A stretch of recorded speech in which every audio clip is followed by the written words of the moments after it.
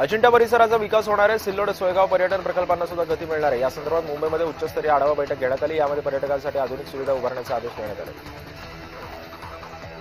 नांदेडमध्ये अतिक्रमण कारवाई दरम्यान पोलीस आणि नागरिकांमध्ये तणाव निर्माण झाला होता. सुरुवातीला दोन्ही बाजूंमध्ये शाब्दिक चकमक झाली, मात्र काही वेळातच परिस्थिती चिघळली. जमाव आक्रमक होत असल्याचं लक्षात येताच पोलिसांनी परिस्थिती नियंत्रणात आणण्यासाठी लाठीमार केला.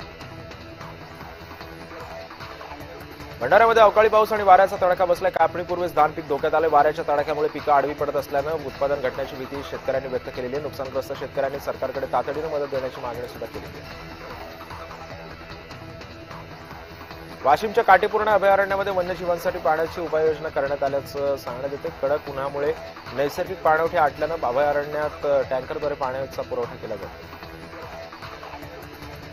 मालेगाव दाभाडीच्या गिरणा प्राथमिक शाळेचा भोंगळ कारभार सध्या समोर आलेला आहे. माहिती अधिकार कार्यकर्ते प्रदीप मोरे यांनी हा आरोप केलाय.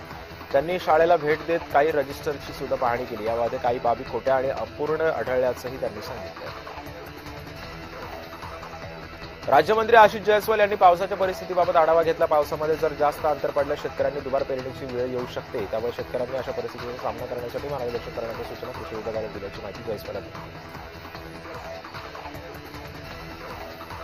सोने आणि चांदी खरेदी करणाऱ्या ग्राहकांसाठी काहीसा दिलासा मिळाला आहे. गेल्या 8 दिवसांमध्ये सोन्याच्या दरामध्ये 3,000 रुपयांची घसरण झाली, तर चांदीच्या दरामध्ये 7,000 रुपयांची घसरण झाल्याचं समजतं. धुळ्यामध्ये सुशी नाल्यावरील अतिक्रमण मोहीम आठवड्याची प्रक्रिया सुरू करण्यात आली. नाल्यांच्या काठावरती असलेल्या पात्रामध्ये निवासी अतिक्रमणामुळे पावसाळ्यामध्ये पुराचा धोका संभवतो. हीच बाब लक्षात घेत प्रशासनानं कठोर पावलं उचलायला सुरुवात केली आहे. कराड तालुक्यातील पाणी टंचाईबाबत प्रशासकीय आढावा बैठक संपन्न झाली. यावेळी आमदार डॉक्टर अतुल भोसले आणि आमदार मनोज घोरपडे यांनी उपस्थित होते. यावेळी पाणी टंचाईबाबत मुख्यमंत्र्यांकडे लक्ष वेधण्याचं सुद्धा आढावा बैठकीमध्ये माहिती घेण्यात आली.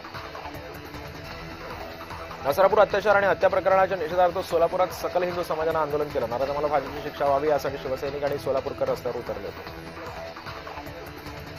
छत्रपती संभाजीनगर जिल्ह्यामध्ये सावंगी चौकामध्ये कांदा वाहतूक करणाऱ्या शेतकऱ्याला वाहनाचा दंड आकारला गेला. त्यावरून आरटीओ आणि शेतकरी नेते संतोष पाटील जाधव यांच्यामध्ये वाचाबाची झाली. जाधव यांनी शेतकऱ्यांवरती अन्याय होत असल्याचा आरोप सुद्धा कारवाईचा जाब विचारण्यात आला होता. पुणे जिल्ह्यातील भोर इथं अल्पवयीन मुलीवरती अत्याचार आणि हत्या प्रकरणाचा धुळे जिल्ह्यातील शिंदखेडा शहरामध्ये तीव्र निषेध व्यक्त करण्यात आला. शिंदखेडा नगरपंचायतीच्या नगराध्यक्ष कलावती माळे यांच्यासह इतर तहसीलदारांना निवेदन देण्यात आलं आणि अत्याचार करणाऱ्याला कठोरात कठोर शिक्षा करण्याची मागणी सुद्धा करण्यात आली. भिवंडीमध्ये आंब्याच्या झाडावरती चक्क सीताफळ लागलं होतं. हा अनोखा प्रकार पाहण्यासाठी स्थानिक गर्दी करतात. पुरंदर तालुक्यामध्ये लग्न समारंभातील जेवणातून विषबाधा झाली. जवळपास 62 अधिक लोकांना विषबाधा झाल्याचं समजतं. वीजपुरवठा खंडित झाल्यानं दातेवाडी इथं वंदे भारत ट्रेन अडकली होती. पुणे मिरज लोहमार्गावरील गाडीवरील वीज प्रवाहाची तार तुटली होती. साधारण तासभर तांत्रिक बिघाड दूर केल्यानंतर पुन्हा वंदे भारत ट्रेन मार्गस्थ झाली. नातीच्या न्यायासाठी एकत्र येऊ असं म्हणत सोलापूरकर रस्त्यावर उतरले. नसरापूरच्या 4 वर्षीय अल्पवयीन मुलीवरती अत्याचार केल्याच्या घटनेच्या निषेधार्थ कॅन्डल मार्च काढण्यात आला होता. पुण्यामध्ये जमावबंदी आयुक्त कार्यालयामध्ये शेतकऱ्यांनी आंदोलन केलं. राज्यभरातील गाव नकाशे अद्ययावत नसल्यानं आणि रस्त्यांची हद्द निश्चित नसल्यामुळे शेतकऱ्यांनी दळणवळणामध्ये अडथळे येत असल्याची तक्रार केली.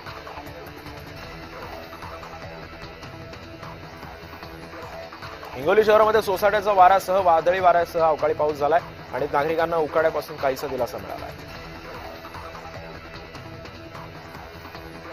रत्नागिरीत 5 पंढरीमध्ये नव्या शाळा इमारतीचं दिमाखामध्ये उद्घाटन झालं. राज्याचे गृहराज्यमंत्री योगेश कदम यांच्या हस्ते इमारतीचं उद्घाटन उत्साहात पार पडलं.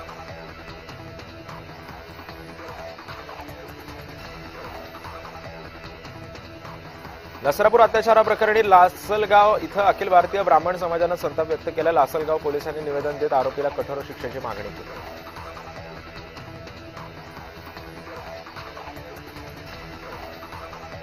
सांगली जिल्ह्याचे पोलीस अधीक्षक तुषार दोशी वाहतुकीचा आढावा घेत आहेत. सलग 3ऱ्या रस्त्यावरती उतरून त्यांनी वाहतुकीचा आढावा घेतला.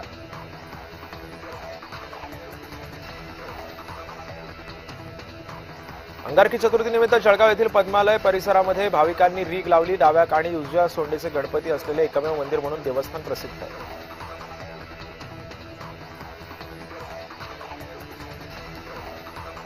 रत्नागिरीमध्ये 4 महिलांवरती मोफत थेरॉइड शस्त्रक्रिया यशस्वी झाली. शासकीय वैद्यकीय रुग्णालयातून ही अभिमानास्पद बातमी आता सध्या समोर येते.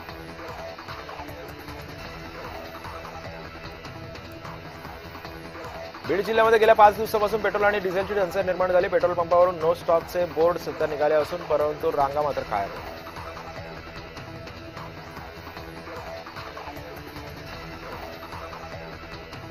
बीडमधील शेतकऱ्यांचे ऊस बिलाचे पैसे 4 महिन्यांपासून थकीत आहेत. शेतकऱ्यांनी साखर कारखान्याला निवेदन दिले, मात्र पैसे 8 तारखेपर्यंत न दिल्यास कारखान्याला टाळा ठोकण्याचा इशारा दिला. जालन्यामध्ये राजुरेश्वर गणपतीला केशर आंब्याची आरास करण्यात आली. केशर आंब्याची आकर्षक सजावट भक्तांचं लक्ष वेधून घेत होती. तसंच शेकडो केशर आंब्यांचा दरवळणारा सुगंध मंदिर परिसरात प्रसन्न वातावरण निर्माण करत होता. कोल्हापुरातील श्री वरदविनायक मंदिरामध्ये 1 लाख मोगऱ्याच्या फुलांचं अर्पण करण्यात आलं. अष्टविनायकांपैकी एक असलेल्या मंदिरामध्ये विशेष पूजा अर्चा करण्यात आली.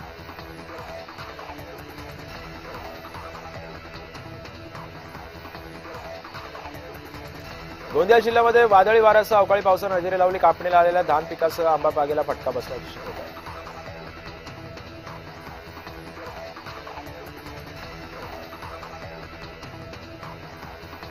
चिपळूणच्या शिवाजीनगरमध्ये सीएनजी पंपावरील कॉम्प्रेसरमुळे तीव्र आवाज होतोय. गेल्या 2.5 वर्षांपासून नागरिक या त्रासाला सामोरं जात आहेत. नगरसेविका अंजली कदम यांनी महानगर गॅस व्यवस्थापनाला निवेदन देत तातडीनं कारवाई करण्याची मागणी सुरू केली.